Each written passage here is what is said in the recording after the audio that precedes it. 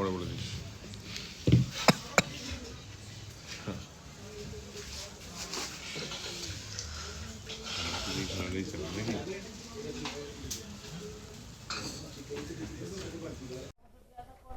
Good morning everyone. সকাল হয়েছে তো একটু দেরি হয়েছে উঠতে, কালকে রাত্রে অনেকক্ষণ আড্ডা মেরেছি তাই একটু দেরি হয়েছে। আর আজকে আমাদের বাবলস অফ লাক্সারির লাস্ট দিন।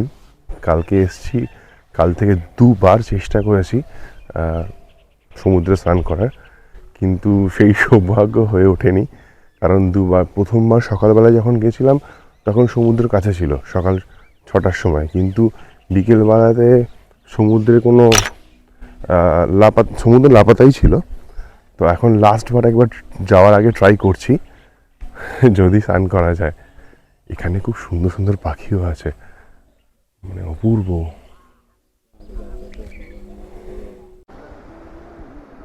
যাক, অ্যাট লাস্ট সমুদ্রের দেখা পেলাম, মানে সমুদ্রকে কাছে পেলাম।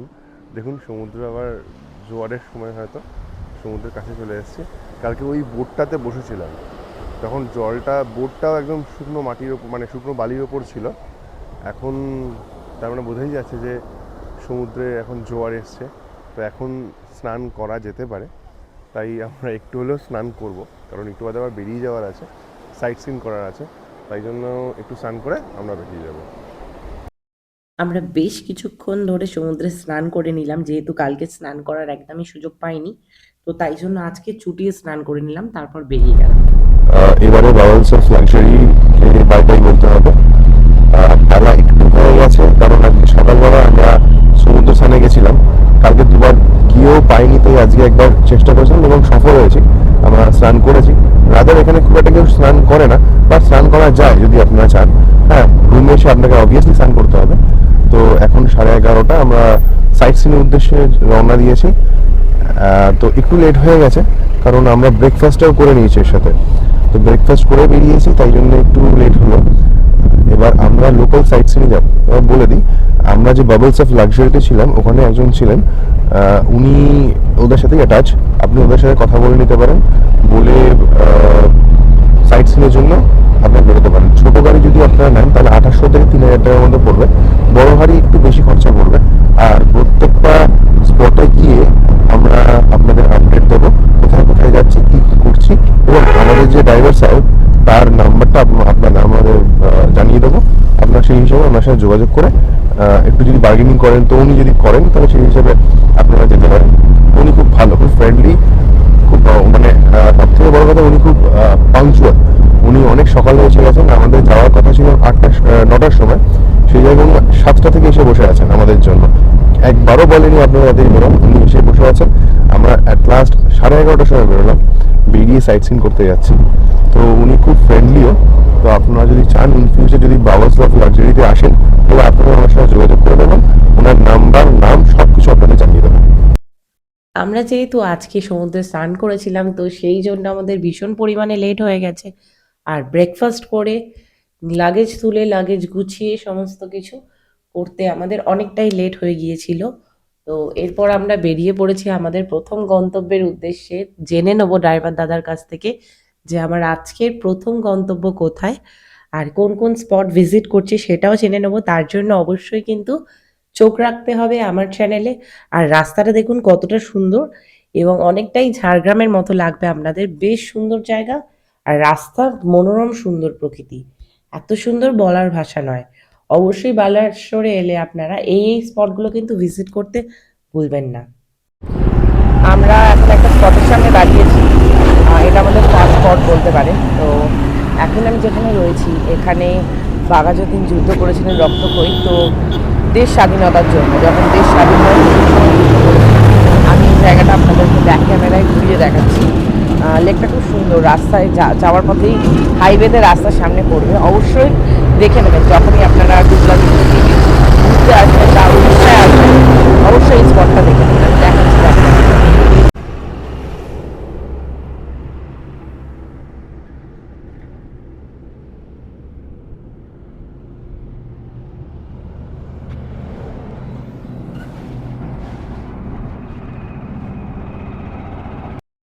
প্রথম ট্যুরিস্ট স্পট দেখে নেওয়ার পর আমাদের গাড়ি এগিয়ে চলল দ্বিতীয় ট্যুরিস্ট স্পটের উদ্দেশ্যে।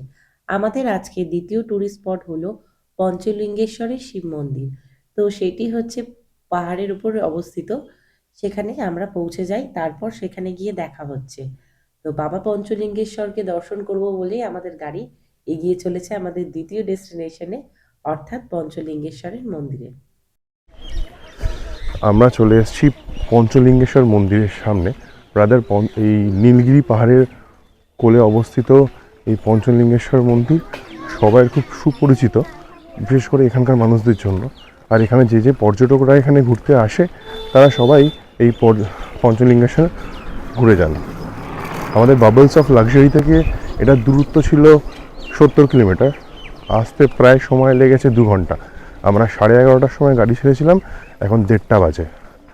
1:30টার সময় আমরা এসে পৌঁছেছি পঞ্চলিঙ্গেশ্বর।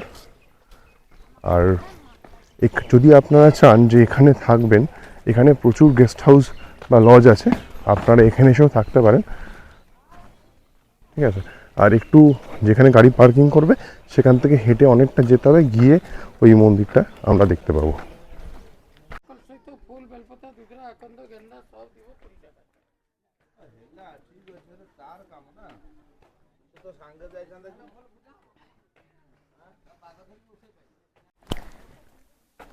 আমরা গাড়ি থেকে নেমে এখনও হাঁটছি, প্রায় 10 মিনিট হাঁটছি, এখনও পৌঁছোইনি পঞ্চলিঙ্গেশ্বর সামনে। পঞ্চলিঙ্গেশ্বর বাবার সামনে এখনও পৌঁছোইনি, দেখি কতটা টাইম লাগে। এর আগে আমি আসিনি, যদিও বা এটাই আমার ফার্স্ট টাইম। দাদা এসেছিল তো, কিন্তু এখানে এই সময় টেম্পারেচারটা ভীষণ হাই, মানে গরমকালে যেরকম গরম থাকে ঠিক সেই রকমই গরম রয়েছে। শীতকালে, এখন ফেব্রুয়ারি মাস, এই সময় এইরকম গরমটা আশা করা যায় না। আমাদের ফ্যামিলি মেম্বারের জন্য বা কোনো ফ্রেন্ডসের জন্য গিফট যদি কিছু নেওয়ার থাকে তো এখান থেকে আপনারা নিয়ে নিতে পারেন। অনেকটাই রাস্তাটা শুশুনিয়া পাহাড়ের মতো, ভীষণ পরিমাণে গরম, ভীষণ গরম।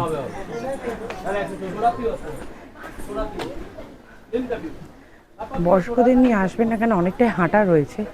আর এইরকম শীতকালে এরকম গরম আশা করা যায় না।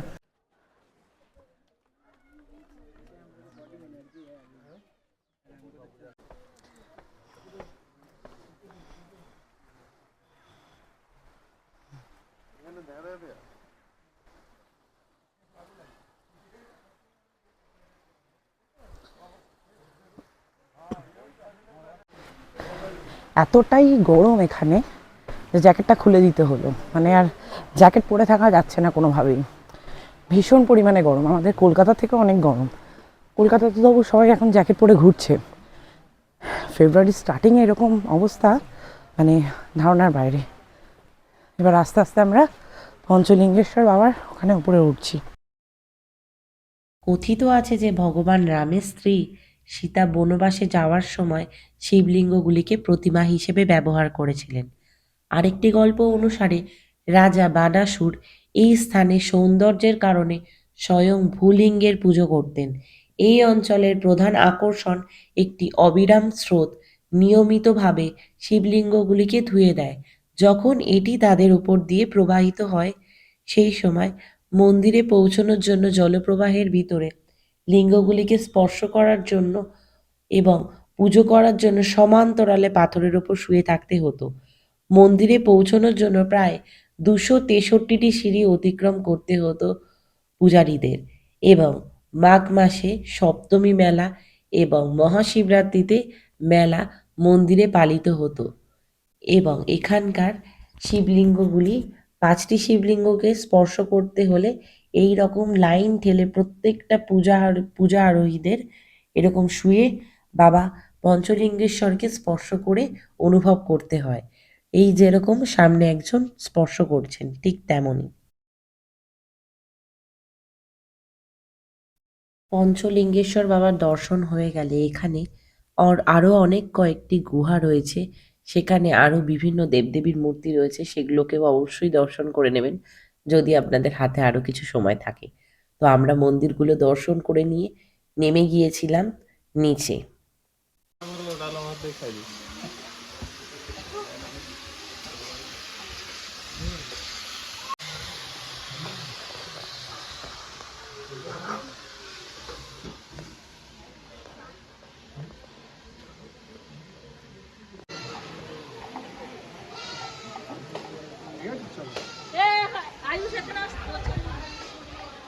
পঞ্চলিঙ্গেশ্বর দেখে এবার আমরা নিচের দিকে নামছি। উঠতে প্রচণ্ড কষ্ট হয়েছে, কেননা মনে হচ্ছে না শীতকাল, মনে হচ্ছে এটা মে মাস, এতটাই গরম এখানে। মে জুন মাসের মতো গরম। বয়স্কদের নিয়ে ওপরে ওঠার চেষ্টা করবেন না, কেন অনেকটা সিঁড়ি।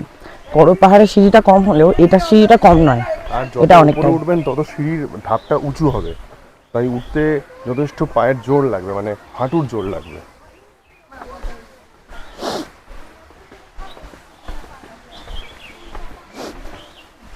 এখানে প্রথমে ফটো তুলেন এখানে।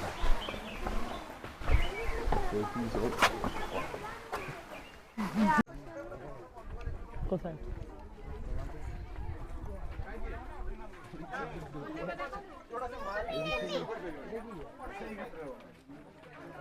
পঞ্চলিঙ্গেশ্বরের মন্দির থেকে কিছু জিনিস কেনার পর এগিয়ে চললাম নতুন গন্তব্যে। দূরে দেখা যাচ্ছে ওই নীলগিরি পর্বত। আমরা পঞ্চলিঙ্গেশ্বর হয়ে বেরোলাম, এবার আমরা যাচ্ছি জগন্নাথ টেম্পল, নীলগিরি জগন্নাথ টেম্পল। এখানে আমি আপনাদের বলেছিলাম যে আমার যে পথের সাথী, মানে আমাদের যে ট্রাভেল হবো, তার কন্ট্যাক্ট নাম্বারটা আপনাদের দেবো এবং তার সাথে পরিচয় করাবো। তো উনি হচ্ছে ট্রাভেল, ওনার নাম হচ্ছে বুদ্ধদেব সাউ। উনি আপনাদেরকে আপনার ফোন নাম্বারটা বলে দেবেন। 6370691953 একবার বলে দেন। 6370691953 এই নাম্বারে যোগাযোগ করবেন। খুব ফ্রেন্ডলি, আপনাদের এখানে এলে যে কোনো সমস্যা, থাকা, ঘোরা, কোথায় যাবেন, একটা ট্রাভেল গাইডও উনি আপনাদের সাহায্য করে দেবেন। ওনার এখানে একটা গাড়ি না, 6টা গাড়ি আছে, আপনার যে গাড়ি চাইবেন সেই গাড়ি উনি প্রোভাইড করবেন। খুব ফ্রেন্ডলি, খুব ফ্রেন্ডলি, আর খুব মানে ভালো মানুষ। তো আপনারা যোগাযোগ করতে পারেন। আর আমি ডেসক্রিপশনে ওনার ফোন নাম্বারটা আরেকটা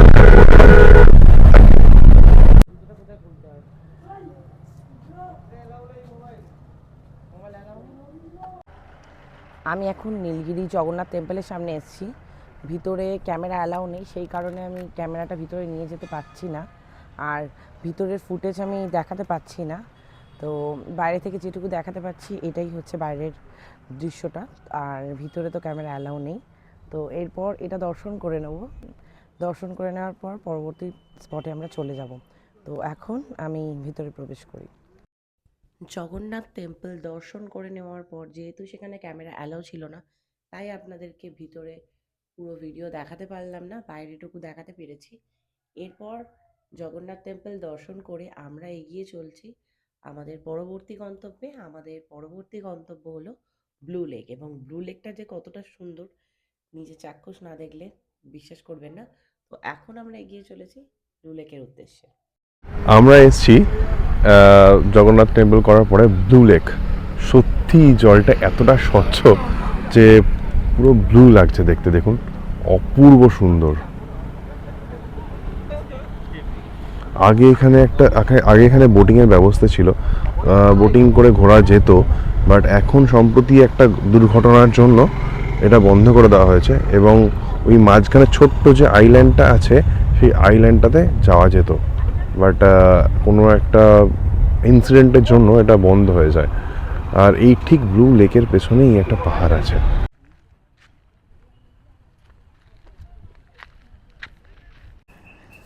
এখন আমরা প্রবেশ করছি জগন্নাথ টেম্পলের ভিতরে। এখানে জগন্নাথ টেম্পলটা আপনারা বলতে পারেন প্রায় দ্বিতীয় পুরী, এতটাই সুন্দর। আমি ভিতরটা আপনাদেরকে ঘুরিয়ে দেখাচ্ছি। অত্যন্ত সুন্দর জায়গাটা। যখন এই দিকে আসবেন ঘুরতে, অবশ্যই এই স্পটটা মিস করবেন না, কেননা এই মন্দিরটা অত্যন্ত সুন্দর আর খুব সুন্দরভাবে সাজানো, প্রায় অনেকটা পুরীর মতোই করা। তো দ্বিতীয় পুরী বলা যেতে পারে এটাকে। আমরা এসেছি ইমামি জগন্নাথ মন্দিরে। এটা পুরীর মতোই, মানে বলা যেতে পারে পুরীর দ্বিতীয় জগন্নাথ মন্দির। এটা খুব সুন্দর আর ওয়েল মেনটেন্ড। আমি ব্যাক ক্যামেরা দেখাবো আপনাদের এটা কতটা সুন্দর। বালাসোর শহর থেকে 7 কিলোমিটার দূরে অবস্থিত এই উঁচু সুন্দর ইমামি জগন্নাথ মন্দির। ইমামি কর্তৃক নির্মিত লাল পাথরের একটি চমৎকার স্থাপত্যের নমুনা এই মন্দিরের এখানে অনেক দর্শনার্থীকে আকর্ষণ করে। পাথরে খোদাই করা এই স্মৃতিস্তম্ভ কারুকার্য দর্শনার্থীদের আকর্ষণ করে। শ্রী জগন্নাথকে মন্দিরে ওড়িশার দ্বিতীয় পুরীর জগন্নাথ মন্দির হিসেবে ডাকা হয়। ইমামি জগন্নাথ মন্দিরটি দেখে মনে হয় যেন এটি বড় রথের চাকার উপর নির্মিত। তো আমাদের আজকের লাস্ট ট্যুরিস্ট স্পট ছিল এটা, এবং খুব তাড়াতাড়ি আবার নতুন ব্লগ আসছে নিশ্চয়ই, তার জন্য আমার চ্যানেলে চোখ রাখুন। খুব শীঘ্রই আবার আপনাদের সাথে দেখা হবে। তো আজকের আমি আমার ব্লগটা এখানেই শেষ করছি। আর যারা চ্যানেলে নতুন আছেন তারা চ্যানেলটাকে অবশ্যই সাবস্ক্রাইব করে দেবেন এবং পাশে থাকা বেল আইকনটা প্রেস করতে ভুলবেন না। এবং ভিডিওটা যদি ভালো লেগে থাকে, বালাসোর ব্লগের যদি আরও কিছু ট্যুরিস্ট স্পট দেখতে চান অবশ্যই কমেন্টে জানাবেন। আজকে আমার ব্লগটা এতটাই রইলো। আবার খুব তাড়াতাড়ি নতুন কোনো ব্লগ নিয়ে নতুন কোনো জায়গায় আবার আপনাদের সাথে খুব শীঘ্রই দেখা হচ্ছে। ততক্ষণ চ্যানেলে চোখ রাখুন। এবং আজকে আপনাদের এই পুরীর দ্বিতীয় জগন্নাথ মন্দিরটি কেমন লাগলো সেটাও কিন্তু কমেন্টে জানাতে ভুলবেন না। আমার তো বেশ ভালো লেগেছে। তো খুবই ভালো থাকুন, সুস্থ থাকুন। আজকের মতো